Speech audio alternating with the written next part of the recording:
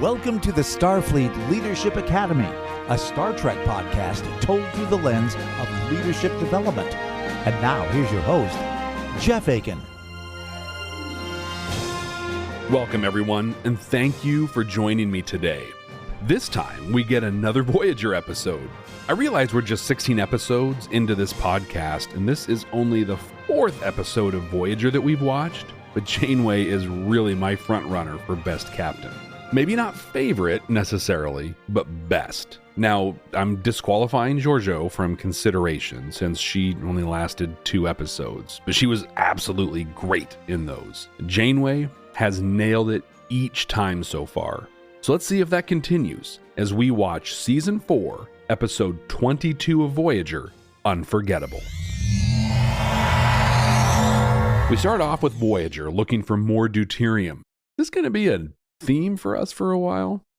Paris and Chakotay are poking a little fun at Harry Kim. Earlier in the season, he started developing, a crush on 7 of 9. So Tom Paris takes an opportunity to throw some jabs at him. So, you're going to realign your sensors with 7s. Sounds like fun. Very funny. Okay, let's just get into this. Chakotay is there, playing along a little, kind of, and Janeway's on the bridge. This really brought up, for me, the struggle between playing around and toxicity in the workplace. I feel like this could veer a little into the world of hazing, but frankly, there's going to be other episodes that we can better look into that. Here, we have some good-natured teasing going on, right? And is it okay? Is this okay in the workplace? I mean, I guess that's it. That's the whole question. Is that okay? Now, maybe this is a little more complicated because the Voyager crew lives where they work. Is the behavior that Tom Paris is exhibiting here, is what he said, okay? Now, if I put my HR hat on, which I really do not like doing, but one of the costs of doing business, I suppose. Toby is in HR, which technically means he works for corporate. So he's really not a part of our family. But with my HR hat on, this presents at minimum as inappropriate workplace behavior and at most sexual harassment. But I don't want to just boil this down to an HR issue. In fact, I think that's a cop-out. I want to look at what is happening here, really happening here. Paris waits for Chakotay to step away before dropping the line. But I want to believe that his intention is positive. His intention is to share a moment and have some fun with his buddy, Harry Kim. But the execution it's just not okay. Now, maybe we can excuse this as being of the time. But this was 1998. Weren't we a little more sophisticated at that point? Maybe? Well, maybe not. So how could this have gone down differently? I really see kind of 2 sides to that. First, how could the people around them responded to that? And second, how could Paris have approached it differently? When someone is put into an uncomfortable situation, they can totally respond to that, but they don't need to. It is not the victim's job to defend themselves. Now, if Kim felt that he could respond, he could have said something like, "Come on, Tom, that wasn't cool. I really like 7, and I don't appreciate it when you make me feel like that's silly." But again, don't assume that that is something that needs to happen. It is not incumbent on the victim to address the perp. Yeah, I said perp. What should have happened was for Chakotay or Janeway, Tuvok, or any of the officers on the bridge to have stepped in and done something. They could have simply redirected Paris away from Kim and spoken with him later. This creates a safe place for Harry right away. They could have interrupted and used humor to ultimately redirect Tom and again create a safe place for Harry. "Yeah, Tom, aligning sensors sure is a lot of work, ha ha ha," and then move him back towards his station. Or they could have just straight up stepped in. "Mr. Paris, that was not appropriate, period. Just put a stop to the situation and address his behavior later in private." That last step should happen regardless of the immediate response. Or the whole thing could have just been avoided. Tom could have just left it alone. Like that would have been probably the best possible situation, right? Or he could have said something maybe more supportive, like, "Hey, the XO just ordered you to spend more time with 7. Isn't that what you said you wanted to do anyway?" Really, though, it's probably just best, again, to just leave it alone and not say anything. With all of that acknowledged, there's a lesson here that isn't related to HR. As a leader, it's okay to support a work environment that is fun, one where people can form personal connections, make appropriate jokes, and enjoy themselves. When it's time to get to business, you all get to business, just like the bridge crew does here. Janeway and Chakotay have created a work environment where these things happen. People are having fun and they're forging personal connections, but they're focusing on the work when the time comes to do that.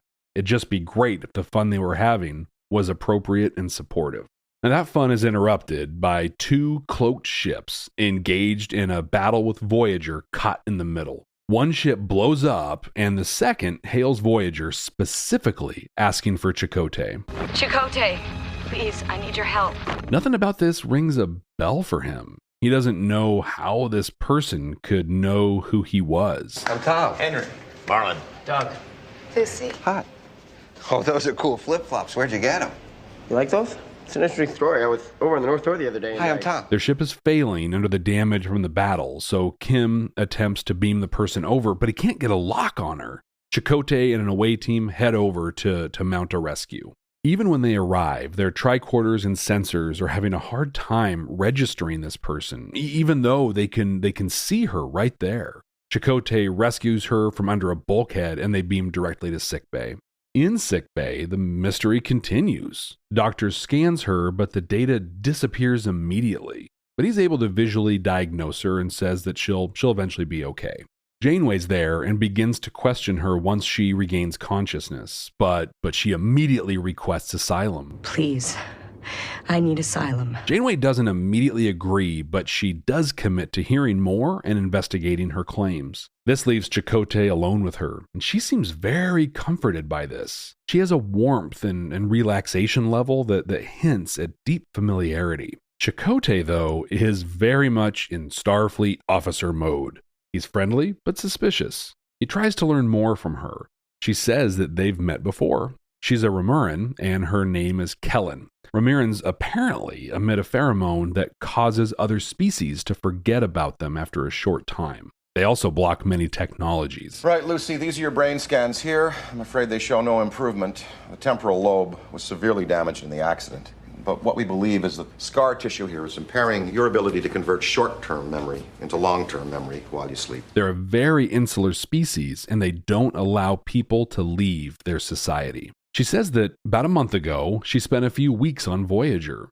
Chakotay helped her, and then she left. Chakotay's not really buying it. What she's saying doesn't explain why she returned to Voyager, apparently putting herself in danger. And then she drops the bomb. I came back because I fell in love with you. He meets with the senior staff and updates them on what he's learned. The Remurans don't allow people to leave their society. She was a tracer, a bounty hunter that sought out people that try to run away. That's what she says. When she was here on Voyager, she was looking for a runaway, and apparently the crew helped her. She also said that a computer virus was introduced to remove all record of her and the runaway. Chakotay is highly suspicious and orders them to check the logs for tampering and to check Kellen's ship and audit her navigation records. Janeway is also skeptical. She dismisses everyone except Chakotay and asks why he is so suspicious. She agrees they should do their due diligence, as granting asylum is no small decision. There was a real art to what she did here. She knows Chakotay very well, and she's observing that he's a lot more suspicious than he normally would be. Like a good captain, she wants to know why, but knowing that Kellen hailed him by name at the outset of this and wanting to allow Chakotay to share as much as possible, she clears the room so he can speak candidly and in private. Then she opens the dialogue by agreeing with him. I agree we should take precautions. This sets him at ease. She's not after him, she's not upset or anything like that. Then she shares her observation and asks what's up. They end with an action item and agreement on how to proceed. Nothing really earth-shattering was shared here, but what if there was something? What if, when they were alone in sickbay, she threatened to blow up Voyager if certain conditions weren't met? I don't know, something extreme like that. Or Or what if she was blackmailing Chakotay? Something along those lines. Janeway created a space where Chakotay could share anything in confidence, and she did so with grace and without calling any additional attention to him. Kellen is with Tuvok and Seven. They confirm that her ship traveled with Voyager for about 2 weeks. 2 weeks? Excuse me? 2 weeks. They dig deeper, and she obliges their requests. Chakotay comes in and invites her to eat. Seven observes that Chakotay's face flushed when he spoke with Kellen. Commander Chakotay's face became flushed as he spoke with her.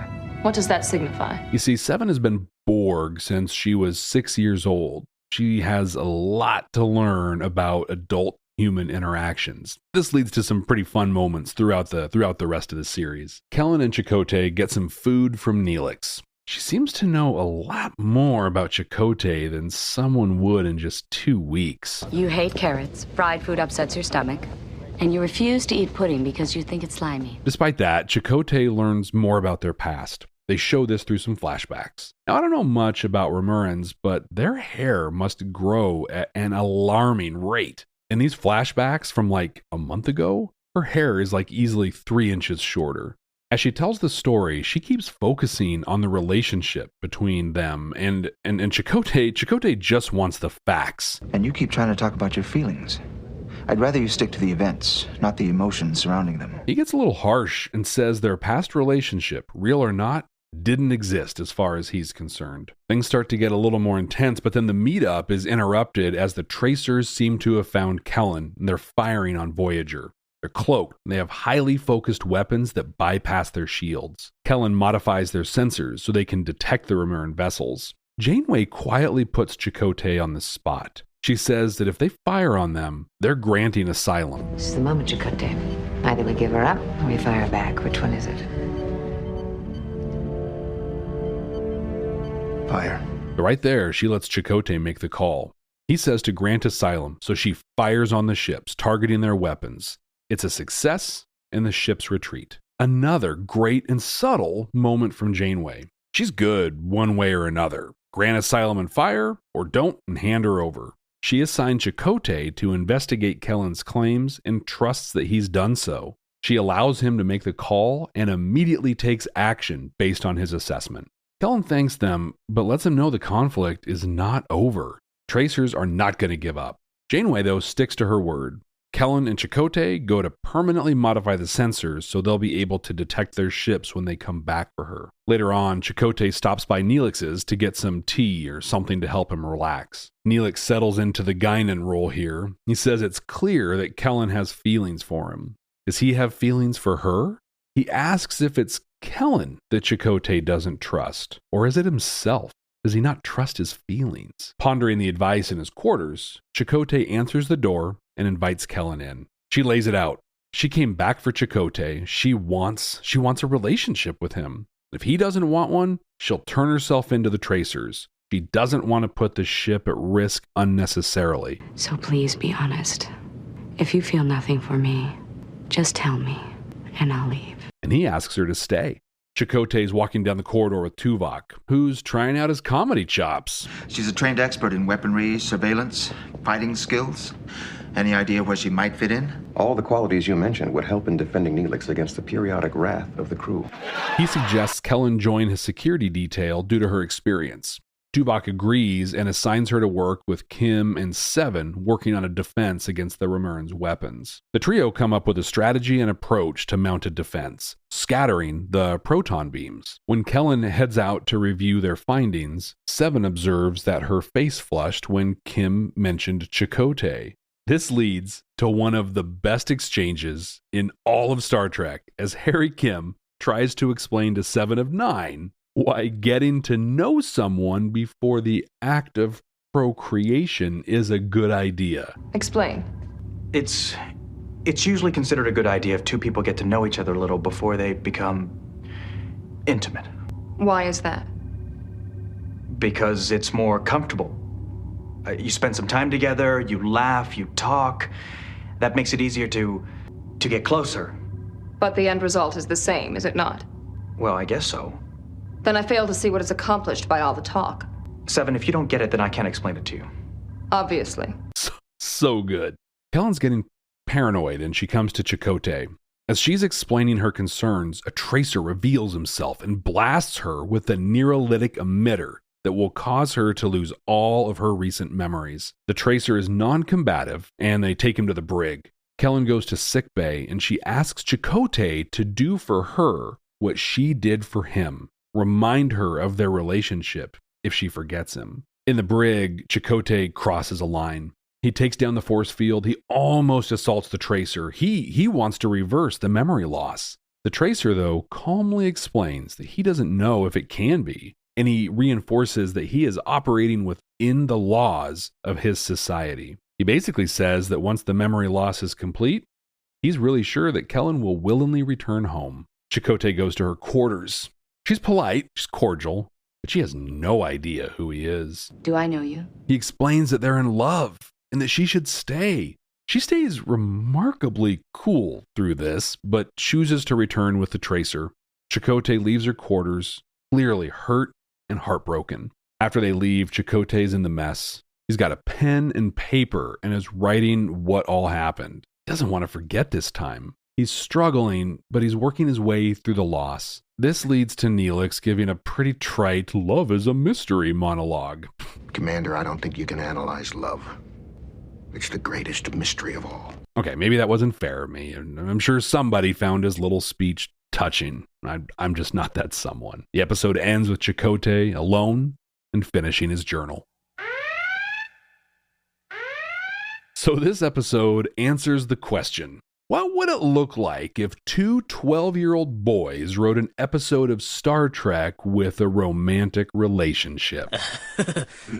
I mean, God bless Virginia Madsen. It had to be painful to work through some of that dialogue. But that being said, she was awesome. She owned it. I don't know if she's a fan or not, but I have to believe she was excited to be on Star Trek and wanted to make the most out of it. I guess that's what you can expect when you're working with Princess Irulan. A beginning is a very delicate time. Some of the lines through this. You might be interested in hearing about our last night together. Oh, this one. I told you I cared very much for you. And then I wanted something to remember you by. And then I did this. Yeah, a lot of this it's just uncomfortable to watch. The acting, again, it was great. Madsen, Beltran, they did the absolute best anyone could with what they were giving. Back in my pro wrestling days, we called this making chicken salad out of chicken.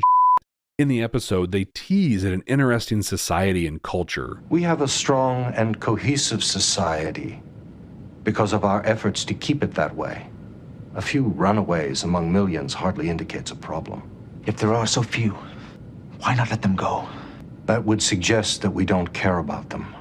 What a terrible message. The tracer in the brig has such conviction in his beliefs. It would have been cool to dive into this, but nope.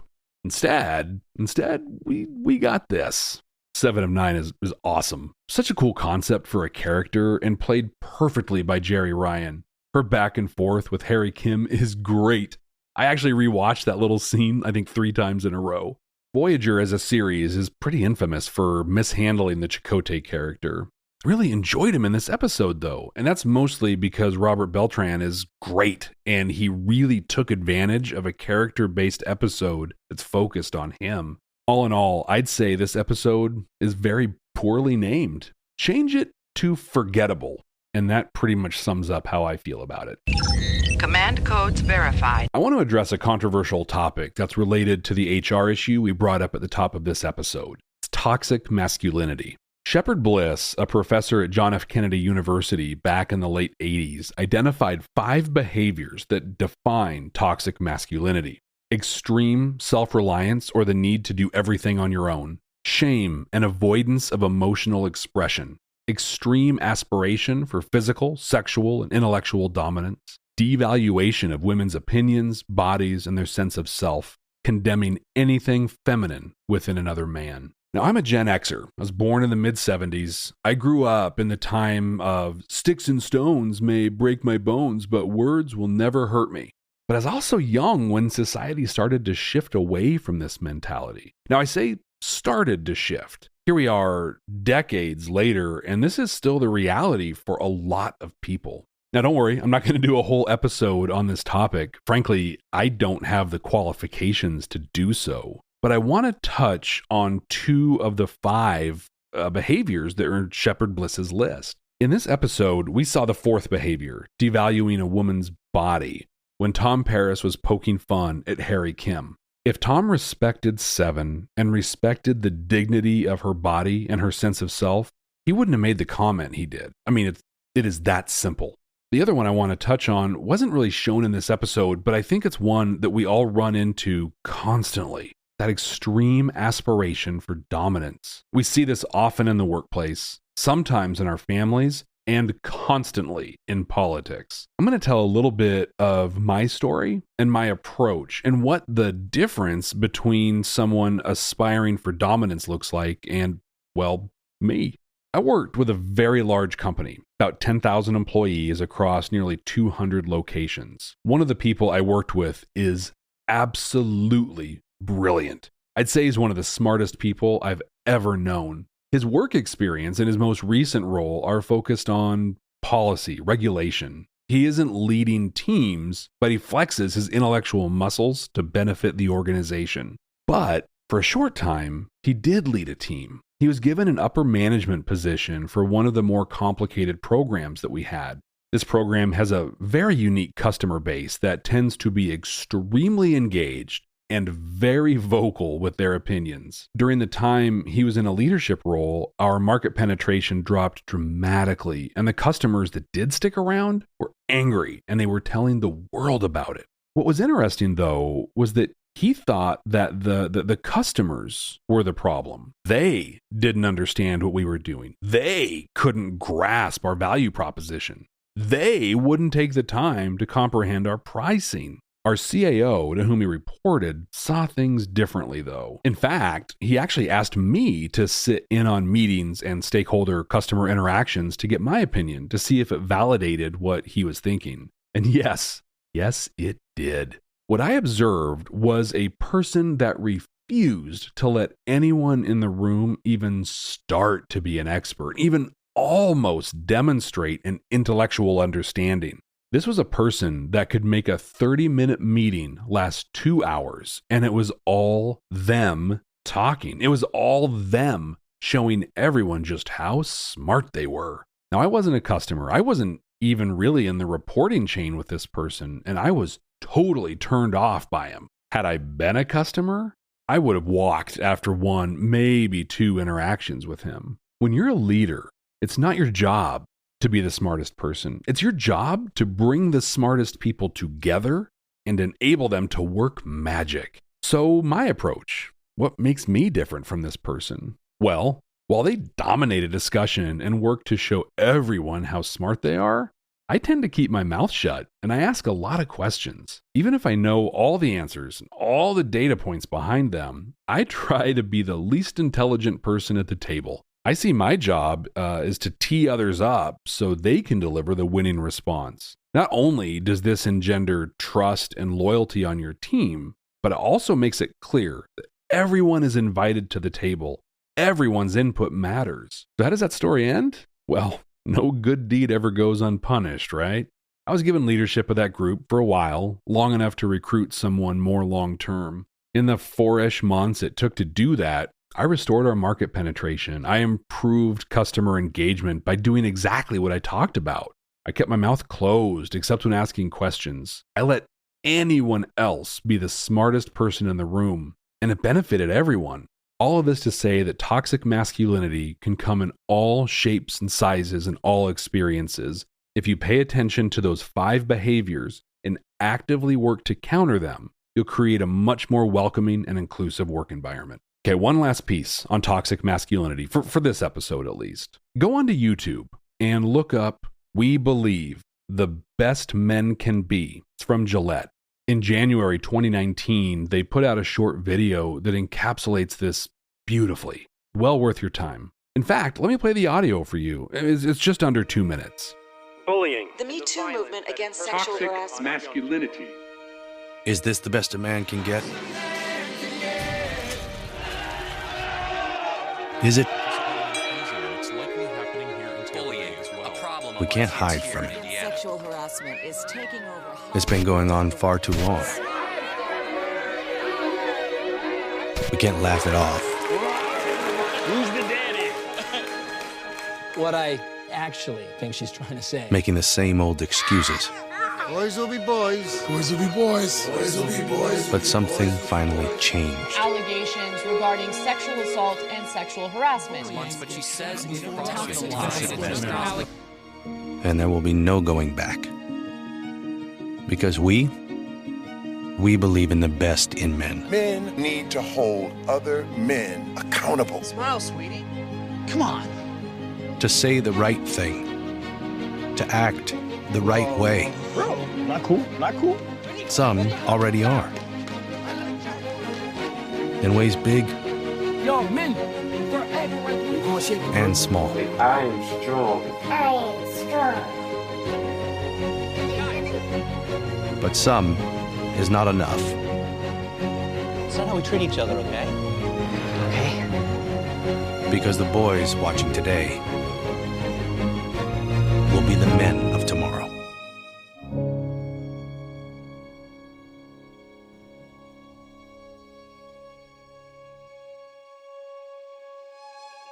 Okay, back to the episode. I think Janeway spent maybe, 5 minutes on screen on this one, and she was excellent. So good. We talked about it during the episode, but the two pieces to pull from her are trust and respect. We see her place unquestioning trust in Chakotay. She asks questions of him, but never questions him or his ability to do his job. We see this when Voyager is being attacked, and she asks if they're going to be granting asylum or not. He says they are, and she fires phasers, just like that. Could you imagine that moment if she didn't put her trust in him? If she questioned him or felt she needed to run it by someone else? The Remurans would have destroyed the ship. I mean, it's unimaginable. But we've all worked for that person, or we know someone that's worked for that person, right? That person that asks you to do a job and then basically has it all done again, either by themselves or someone else, just to be sure. God, it's just demoralizing, and it's an utter waste of time. And then respect. There are 2 times she confers with Chakotay and kind of puts him on the spot. The first time is during the staff meeting. The second, when they're being attacked. In both instances, she has the respect for Chakotay to meet with him as privately as possible. She isn't forcing him to air his personal laundry in front of everyone. In doing this, she can expect a more honest and complete response from him. Beyond that, she is, again, engendering loyalty and respect by demonstrating those things to him. 4 for 4, Janeway. Well done. Okay, I got a little off the beaten path on this one, but I hope there was some good stuff in there for you. Who out there disagrees with me? Who out there thinks this was a great episode? I'd love to hear from you. I'm on all the social media at Jeff T. Akin, Jeff T as in Tracer, Akin. And if you have enjoyed the Starfleet Leadership Academy, please leave a review and tell a friend or a colleague about it. Now, let's see what we're going to watch next time. Working.